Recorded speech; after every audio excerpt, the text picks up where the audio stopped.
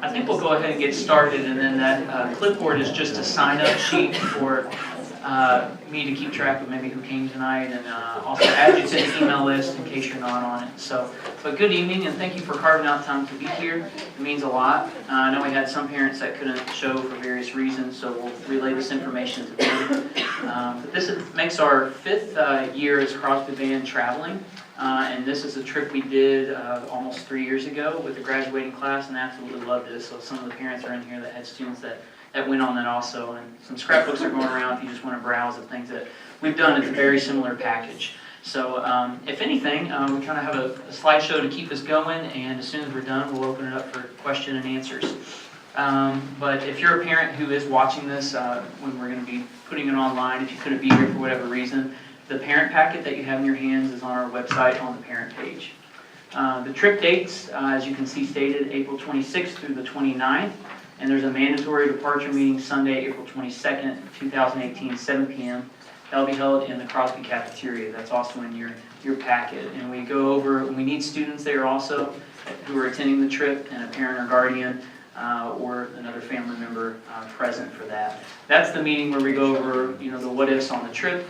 If we don't anticipate any problems, but if we did, what would happen on the trip should a problem occur. So goals for this evening are just to review the student expectations, and when you go home this evening, you can share these with them, and you can write these down because some of them are not in the handbook as specific as I'm noting. We're also going to go over the tentative itinerary, and I'll introduce Heather when we get to that point, our travel agent. We're going to establish a payment plan and review the trip commitment form, which is the very last page. So the student expectations, just in general, the student cannot be failing a single subject course, which means 2 U's in one particular course. So if they do receive unsatisfactory a U, they will kind of get just an encouragement to pull up their grades and make sure that doesn't happen again. But if they receive 2 in the same subject, they will not be able to go on the trip. Also maintaining a satisfactory conduct grade in the band class. And also no suspensions throughout the time of this meeting building up to the trip. So those 3 factors would definitely dismiss your student from going on the trip. And it's just something to hold over them because this is a privilege. I don't want to go to that slide just yet as we talk about the itinerary. But those are the student expectations. And this is Heather Hurst. So she is our travel agent. We've been with All About Travel ever since we started traveling. The reason I love going with them every year is because they absolutely love kids, and they put the kid first in everything they do.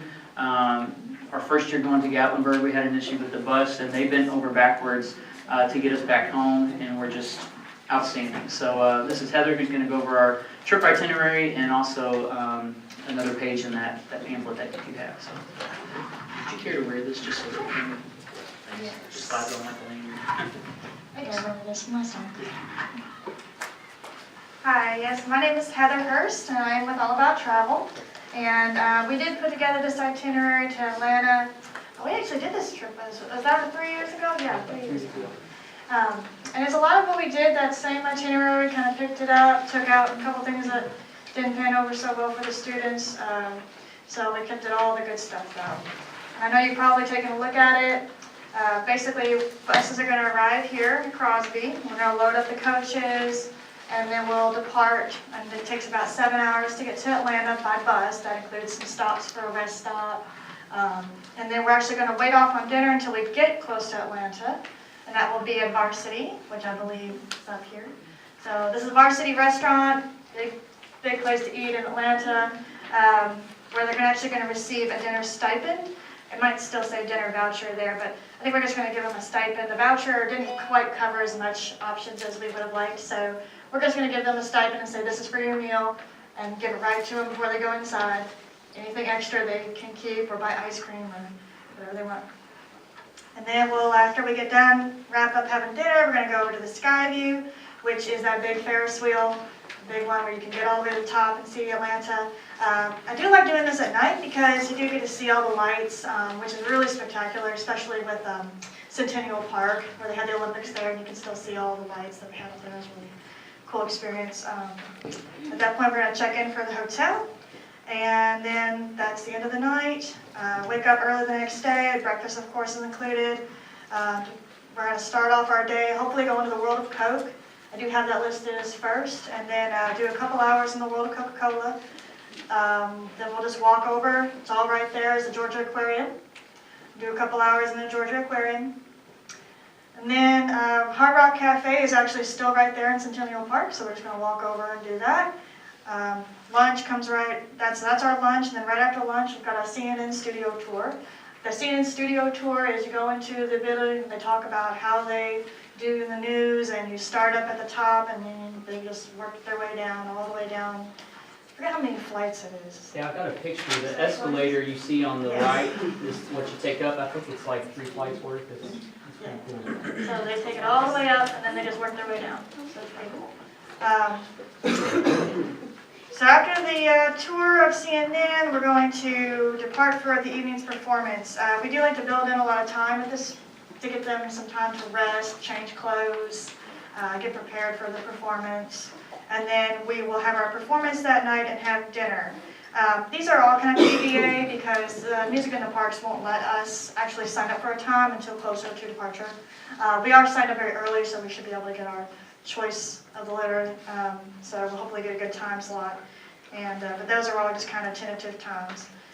And then after dinner, we'll just head back to the hotel. And then in the morning, wake up, have breakfast, and this is just our day of fun at Six Flags.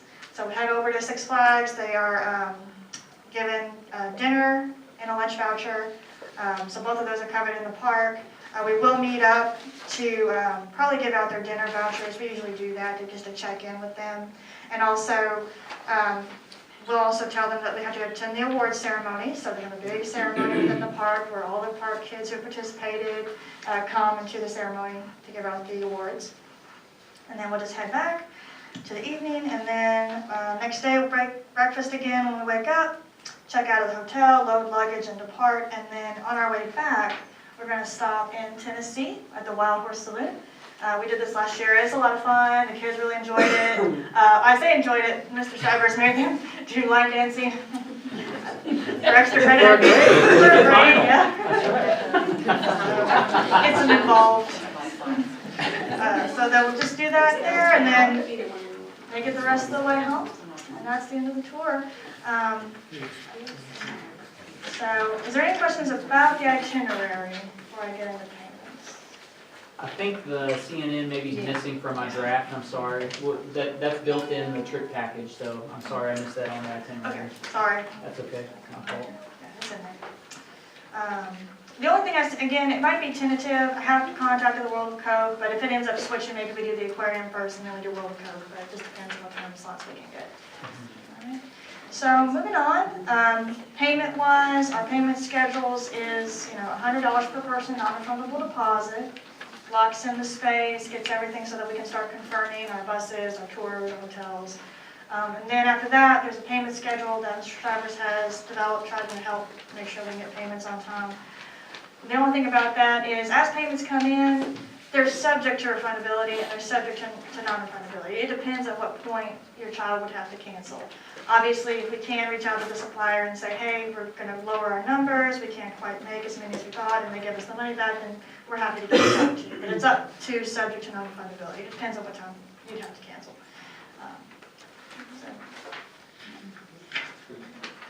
So there should be a payment schedule, I think, Mr. Stivers, you did have that already in there? Yes, on the next slide, page 6. And I know that these 2 October payments are close together. Typically, we have bumped this meeting up mid-September, but because the Louisville City game and everything else, it was just hard to get a night that worked. So if you are having difficulty making that October 27th payment, just send me an email. I will definitely be flexible with you. So I know it's 2 back-to-back. The question mark on the March 9th payment is dependent upon, as you can see, I think I put a footnote in there. Our students do fantastic with fundraising. We have on our Crosby calendar, I think it's the 2nd Saturday of December, a pancake breakfast that's hosted here that is held just by our 8th grade. Last year raised, I think, close to $900. And that ended up paying for our t-shirts and a portion of our meal. So everything we do as an 8th grade group, including this most recent one with cookie dough, goes into a pot that we spread across for all. Unfortunately, with JCPS, we can't create individual accounts through fundraising. That's just a guideline and a rule. But our kiddos do great with fundraising, so every bit that they do to help goes towards our trip. So that's why it's in question mark. Hopefully we don't have a final payment at all, so. I'll be available afterwards for questions as well, so I'll go ahead and give this back to you. Great, yes. One thing that maybe is missing from that is the chaperone payment. You know, it can be 100 or it can be a little bit more considering the price point. I think there was an error on the main page and what you see as single occupancy and double occupancy. So I apologize about that. Man, borrow someone's packet. It's this. Yeah. So what is correct for chaperones is page 5. The single room rate would be $855. And a double is $645. And I think the front page had an error from maybe a previous year because the agency did get that down for us this year. So I guess at this point, are there any questions you all have for me in general? Another question I get asked is, can we pay in full? Absolutely.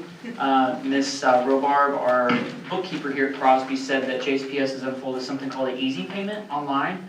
And if we set up a store, you could do it through debit or credit. And if I send that link out, there's no, worry on your end of sending in a $100 check or $100 cash for your kid to submit as a payment. So that could also be an option this year. Yes? Did you say the kids usually room with 4 to a room, and we do the 530? It is in quad, yes. Mm-hmm. Yep. And if we get a room where it's 3, we try and come up with a compromise with the way the money's dispersed to not make one room pay more just because of the way the numbers worked. So, and you guys, maybe you have questions now about how logistics run on the trip. I'll entertain some of those questions now, or you can wait till closer to the trip also. But it is a competition, this Music in the Parks Festival. It's not just a performance where we get feedback and a rating from a judge, but it's a score between 2 adjudicators, and they provide wonderful comments for our kids. And in years past, we've done great as much as first place to what's called the Esprit de Corps Award, but it's a award that goes to only one group out of all participating bands for the best behavior throughout the course of the trip. So the kids absolutely have a blast with it. I know it's not always about a trophy, but it's fun to represent the great things we do. So that kind of motivates them also in the process. So, yeah. Any other questions you guys are thinking of? How many bands participate? The Atlanta one, if I remember, it was a good portion of bands. So Yeah, it was mostly those yeah. It mainly ends up being me. One year, I think last year we maybe had like 13 just for our classification in middle school. So, but yeah, it's a lot of groups from all across the region. So, Sandy, do you have one? Yes. So you don't go as a chaperone, but you want to go to the performance? Is that allowed? Yes, as soon as we figure out our venue for the performance, we share that, and that'll be kind of tagged in and updated. So the packet you have now will also be updated as we get closer, but absolutely. And there is no fee for if you just want to come and hear the kids through the festival.